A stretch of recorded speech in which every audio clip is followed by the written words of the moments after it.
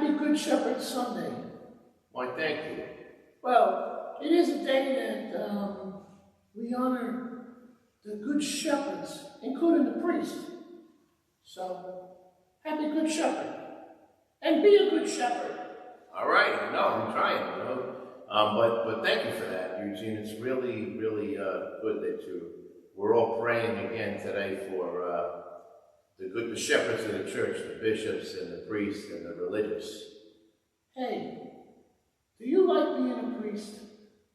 Yeah, I really do. I do like it. But it's hard, right? Because I see him. He gets really aggravated sometimes.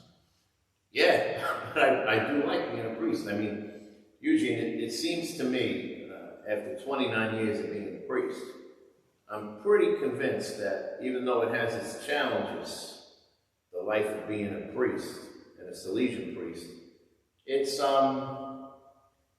God's call for me, and I've grown into it, and I like it. Yeah, but just keep going, okay? Because sometimes everybody feels like quitting, even in marriage, and it's hard. Yeah, but you know that sometimes it is hard, but one day at a time, and God's grace, and I thank God that I had the calling. And it's hard to explain, but you know, every day I get up and it's like, come on, be honest with yourself. This is really the best thing for God's plan for your life. Yeah, people could see that in a priest. If he feels like he's really, enjoying it. And I think that's one of the reasons why some people aren't interested in becoming priests. Because they don't really know if the guy is happy. Well, I'm going to state it today. I'm so glad that God called me. And like you said, it's got some moments of ups and downs, but that's life. And I really think it's a beautiful gift. How can you get others to become priests? Because nobody wants to do that nowadays. There's hardly any vocations anymore. Well, I got 3 words, and Bill will have to say, I can't get them on. Focus in on the camera, Bill. This one isn't bad. No, that's good. Number 1, invite. What's that mean? Well, I think we got to invite. If we see a young man who has the gifts of possibly being a priest and is natural, and has good relationships, and a normal kid who plays sports and enjoys life and seems to love God a lot, there's nothing wrong with saying to that young man, and I'll say it to somebody online, maybe you're called to be a priest. Some people never got invited.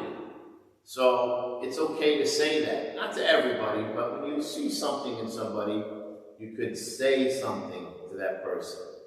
If you see something, say something.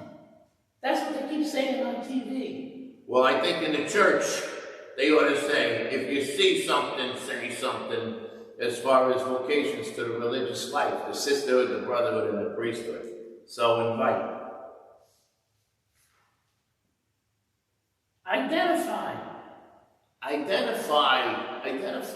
and let people understand that they have gifts and that they should develop those gifts.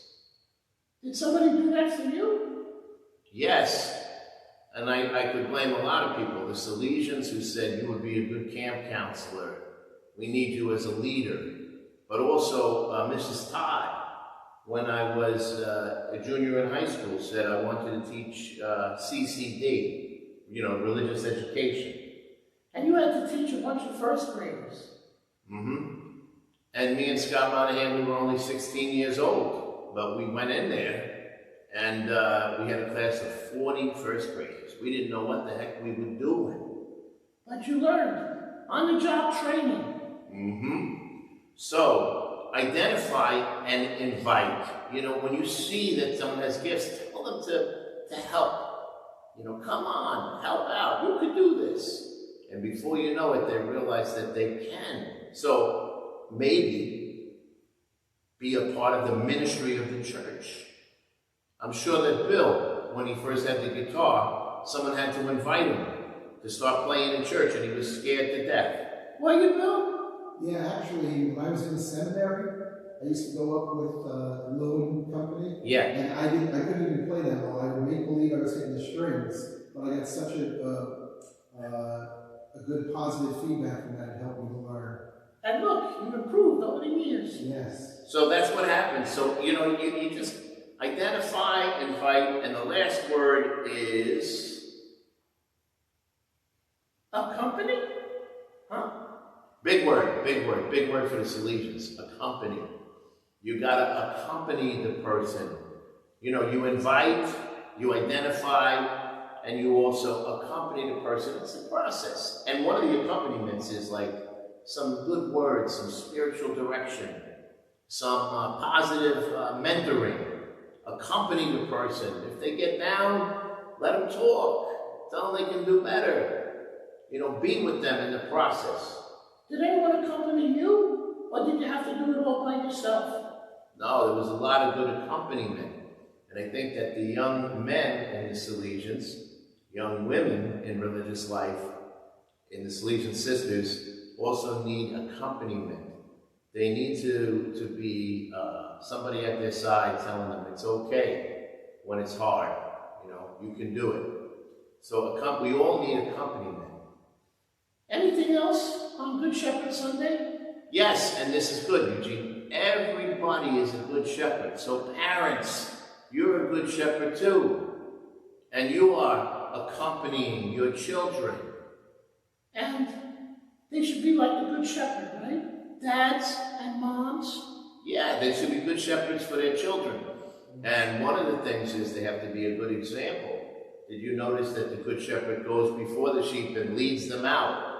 So he's the first one, or she's the first one, the parent, to be a good example and to lead them in the right ways. What else? Well, did you notice that the Good Shepherd in John's Gospel, chapter 10, knows his sheep? He knows each one of them and their personalities. Or their sheepinalities. He knows them. He knows their strengths and their weaknesses, and he knows their names.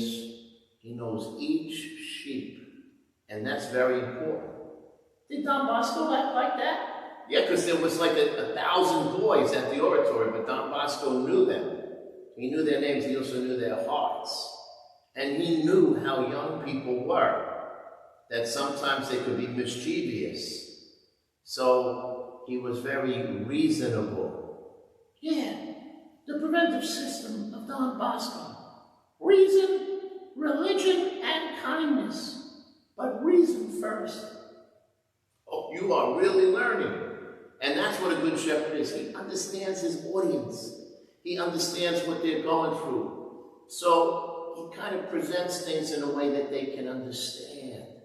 It's very important for a good shepherd, for a parent to know their kids, or for a priest to know his congregation, and not just be talking to himself, but really trying to be sensitive to where they're at.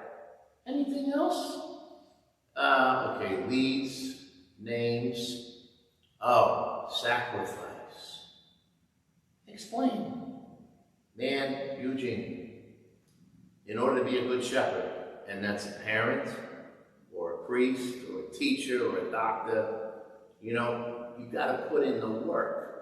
It's not all about me and yourself, You've got to be really saying, I'm willing to lay down my life. It said it there. He's willing to lay down his life for his sheep.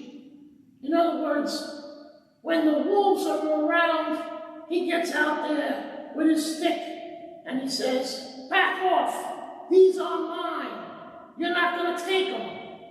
I think that parents got to realize something. The world has there's some negative and even devilish influences in the culture. And the parents sometimes are not stepping up and going, no, stay away from that nonsense. The parents sort of sometimes go, well, They got to figure it out themselves. So when do you step in and when do you leave them alone so that they can make it on their own? It's a tough balance. It's a tough balance, but and you're right. And there's no easy answer, right, parents? But the thing is, Eugene, sometimes we also have to call out and say, we call out the name of Jesus and say, also stay away from some of these harmful influences. So it's a really interesting thing for a parent, you know? But that's good. Those are good reflections for Good Shepherd Sunday. Yeah, I'm glad we had Good Shepherd Sunday. I'm going to pray for all the kids, like my age and even a little older, that they can have a good shepherd in their life to guide them in the way, and that they'll be safe. And ultimately, Eugene, with all the parents and the priests and the teachers and all that, the coaches, is all good. But ultimately, too, we have to look to Jesus, the Good Shepherd, and have a personal relationship with Jesus, listening to his word, you know, and knowing that he's accompanying us along the way. And that would be the best formula for us to be happy, holy, and healthy. And get to heaven, too. Okay. Have a good Sunday. Bye.